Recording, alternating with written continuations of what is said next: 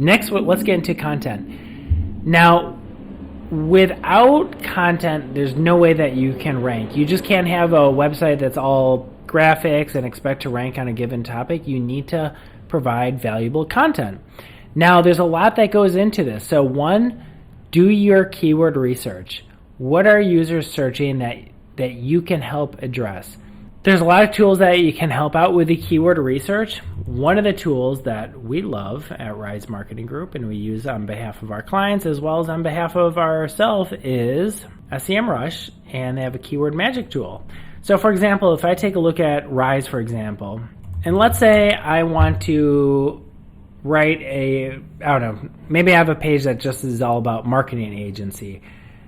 I can do my keyword research to see how many people are searching this every month, but before I even look at that, I look at how difficult it is to rank.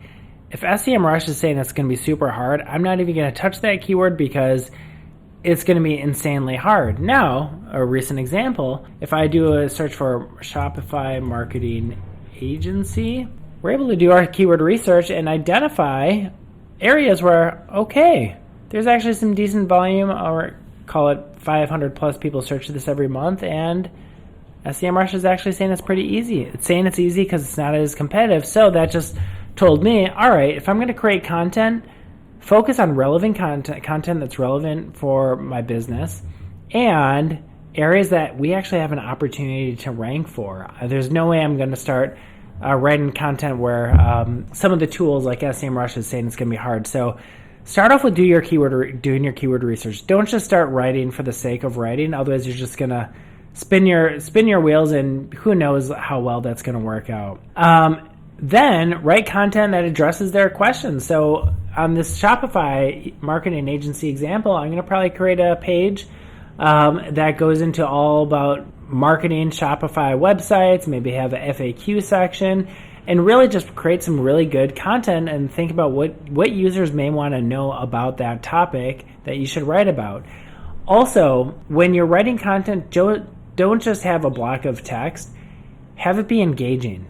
Have it include images, video, headlines, and things like that to really break up the eye a little bit. Because if you go to a website, it's just a block of text, you're probably going to bounce just because you're like, it just seems daunting to read. It's not easy to understand if it looks like that.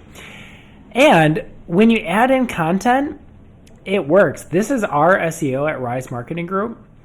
Now, a key to this success, this is our organic impressions over this past year. So yeah, close to almost a 5x increase. And hey, hopefully next year we're going to be at a 5x off of that 5x. But you need to have a cadence that works well for you and your business. For us, we really strive to have at least one piece of content every week. But think of a cadence that's going to work well for your business. Now, obviously, if you hire a company like Rise Marketing Group or another agency, you can set those parameters and say, I don't have time, but I want to do at least 2 to 3 or 4 pieces of content every month.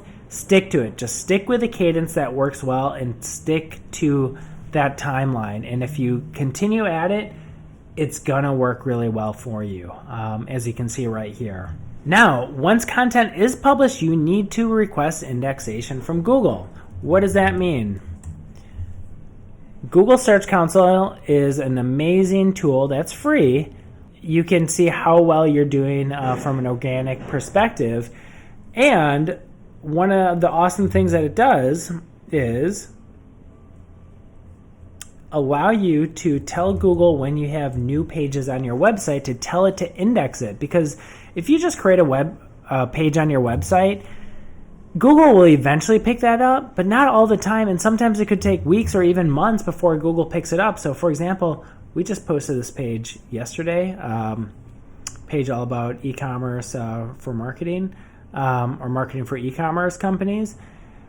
Right now it's not on Google, so all you have to do is just search it and then say, boom, request indexation, and then Google's going to say, all right, thanks so much, I'm going to add this to the queue. It just really prioritizes the queue, and it's so important. So every time you have a piece of content, request that indexation as soon as possible. Stick on content for a little bit. On each page of content, you should have headers. What's a header? Headers are these guys right here. This is a header 1. This is a header 2. There's a header too as well. But they just break up the text, but also include the targeted keywords within the header, because Google will prioritize keywords within headers versus just general paragraphs. Next is include multimedia. Images are encouraged. You can see on this page that we just built out, we have reviews, we have logos. It's one thing to say, oh yeah, we work with Shopify or WooCommerce or Squarespace. It takes time for it to read, but instead having all these logos or a logo that we're a Google Premier partner, images just are resonated that much faster and people get it versus having to sit down and read, and it just makes for a much more pleasant experience.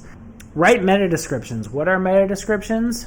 Meta descriptions, it's like your ad copy, or really it is. It's your ad copy on the Google search results page.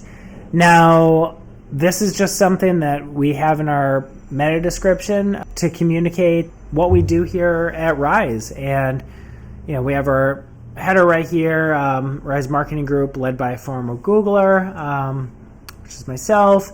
And then we just have a little bit of description right here. So make sure that you write a meta description, because that is going to be your ad copy. You want to make it click-worthy. Also, on each page of content, include sources to other valuable information. So when you write a piece of content, whatever it might be, if there are industry sites out there or references that you can point to, include that. If it's going to be helpful for the user, include that. You're not going to be penalized, and actually Google might even reward you by linking to other credible sources, just because it shows that this is a valuable, well-researched bit of content. So for Rise Marketing Group, maybe some of our blogs might include links to updates that Google is pushing out. And it just shows that this is well-researched. It's just not an opinion piece, but it's actually sourced by other credible citations on the internet. Length, this is a big one. A common one that I see is a lot of people, when they do a blog post or a page of content, it's just 2 pages of paragraph. It has to be really meaningful. I would say 800 words at a minimum. If you're running out of ideas, FAQ sections are really helpful. Frequently asked questions, or just other use cases. Anything that you write about, just make sure that you're really answering the question from all angles and providing some really good substance. Also, internal linking. So anytime you have a piece of content, make sure it's linking to other pages of your website.